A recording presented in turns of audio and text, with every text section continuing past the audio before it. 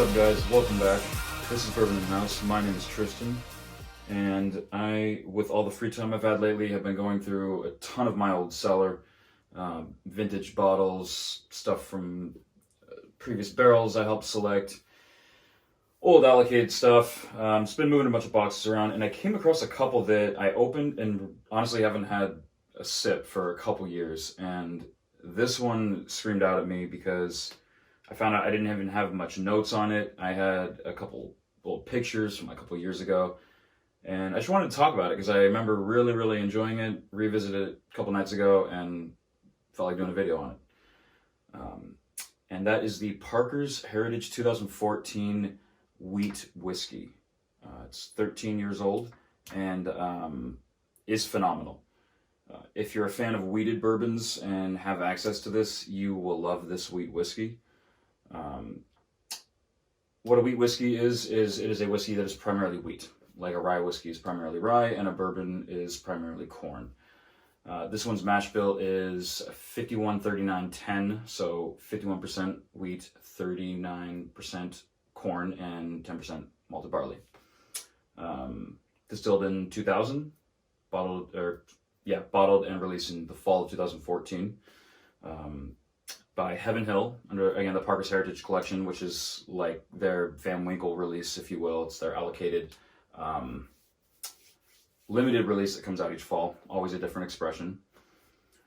This actual juice came from the Bernheim distillery, which is a legendary distillery in America, specifically known for making a lot of wheat whiskey, which makes it very unique because a lot of distilleries don't make wheat whiskey. Bernheim did, was absorbed by Heaven Hill. And yeah, they released this gem, and it's often something that's not even really noted amongst the Parker's Heritage lineup, which has comprised of a ton of older bourbons, cask-finished bourbons. They've done a cask-strength rye. I'm going to be reviewing their malt, Kentucky Straight Malt whiskey that they did, which I still have. Yeah, it's kind of like an experimental series, but they really do cool stuff, and I really appreciate that they release stuff like this, and they don't release just the same thing over and over again. Not that there's anything bad with that, but this really kind of showcases unique things and styles of whiskey that you don't really commonly find. For those of you who've had the Bernheim 7-year, which you can still get, it's getting a little less common to see in stores, but for those of you who've had that, this is basically a cask-strength version that is twice as old. So yeah, let's pour a glass.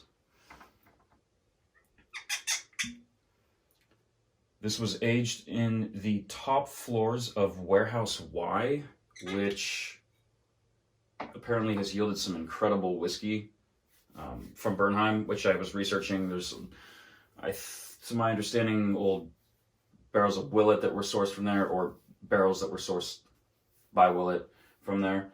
A lot of wheated bourbon, I was told, came from there.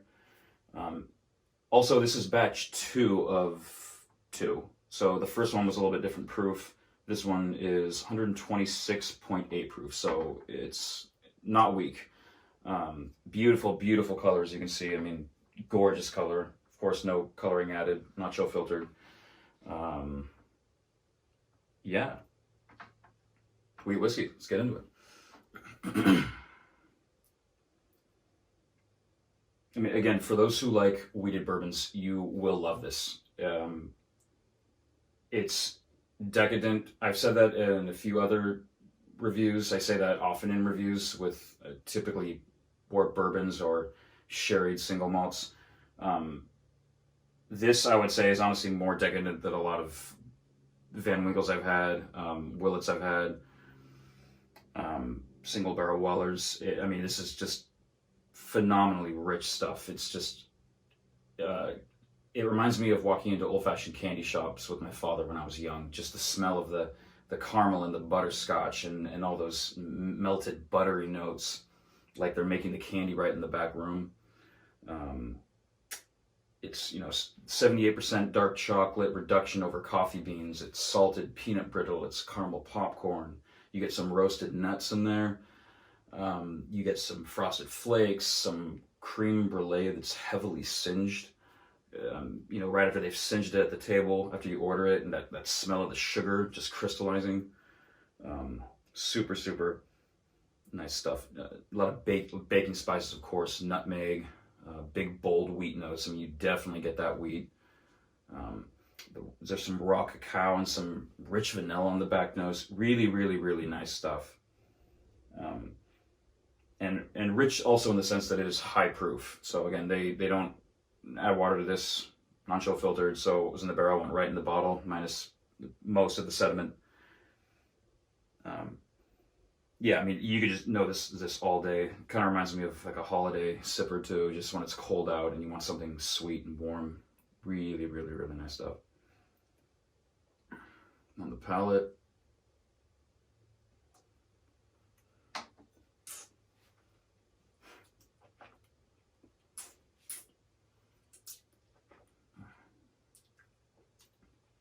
Intensely rich, sweet, decadent again, oily, dark chocolate, man. Dark coffee, cashews unsalted. There's oak that's like smoked, like burnt oak. The inside of the barrel, the charred barrel, thick caramel. There's menthol notes. You get big mentholic, like not mint, but actually, yeah, it's like crushed mint almost, and it even goes into the finish right now. But you get even some dark bitter, like berries almost. So not like so much fruit forward, but like a bitter berry note, if that makes sense. And ground coffee beans. It's just a lot of coffee, dark Java, mocha, chocolate, just all that. You don't get a lot of fruit on this, at least I don't, because it's so just decadent and rich. Sultry would be another word to describe it. Yeah, I mean, it's ridiculous. I don't normally say this. I'm someone who doesn't typically have water to whiskey. This I normally would if I really wanted to enjoy a glass.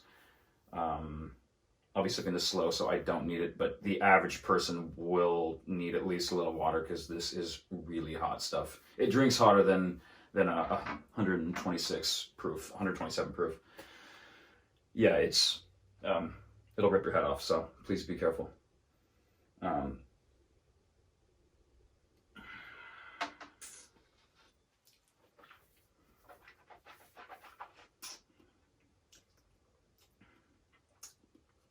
The finish, bitter chocolate, white pepper, more coffee, more dark mocha, oak barrel, heavy tannins, shelled nuts.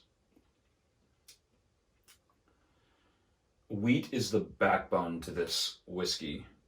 Probably a really redundant thing to emphasize, but with wheated bourbons, a lot of those confectionery notes come out, and the corn really helps balance things. With this, the corn, even as a barely legal wheated whiskey at 51%, the wheat takes center stage here. I mean, you taste that wheat, but it's not like a dry wheat. It's just more of like a fresh wheat scent. And again, finishing off just more decadent confectionery notes, that candy shop just coming back with my father. Very nostalgic whiskey here. Yeah, I mean, just syrupy, sweet, but not in the cloying way. It's like you can taste those crystallized sugars almost.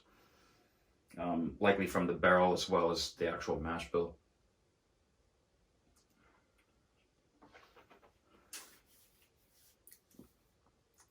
Yeah. One of my favorite releases from Heaven Hill in the past, 6 years now.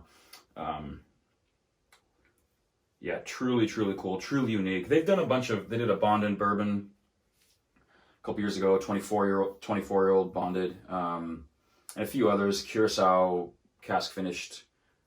They were good, but I think this is where Parker's Heritage shines more because they're doing stuff that's unique, it's different. It just offers something kind of refreshing in a world of allocated things that are generally the same thing over and over again. Not literally, obviously, different batches, but this really shows something different, and I thought that was really cool. Yeah, I'm giving this a 91.5 because I'm actually not a fan in general of wheated bourbons. And when I say that, what I mean is that um, I don't prefer them. I don't mind them and I appreciate them, but it's definitely my last choice. I like high rye bourbons. I've mentioned this before. I like, Four Roses, although Wild Turkey's not high rye. I love, rye based whiskeys that are American. But I do appreciate wheated bourbons. I appreciate this more than even most wheated bourbons, honestly, just because of what it is, what it represents, something different, something you don't see often. Um, and yeah, it's just crazy good stuff. If you see this, definitely pick a bottle up. It will probably be hard to find as an older vintage. And if you do, you're probably gonna be paying around $200 ish. I got this at a chain retailer for a little over MSRP, so I think it was around $100, $120 maybe. If you find it around for that, fantastic. Definitely pick up a bottle, especially if you're an American whiskey guy.